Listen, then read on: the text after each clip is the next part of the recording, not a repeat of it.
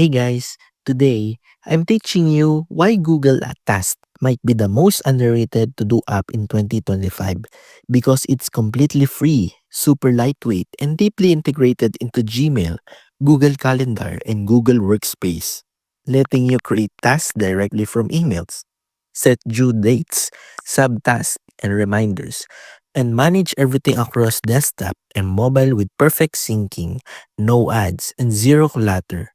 Plus, the new minimalist interface added in 2025 now supports task labels and collapsible sections, make it feel more like a focused productivity tool.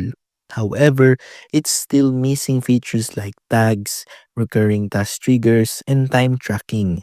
And there's no desktop app or real project level organization, which means it's perfect for simple lists and personal tasks, but not for complex workflows.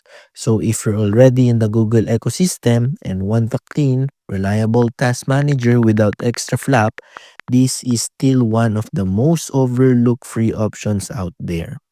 Like and subscribe for more app reviews, and let me know if you're sticking with Google Tasks or switching to something else.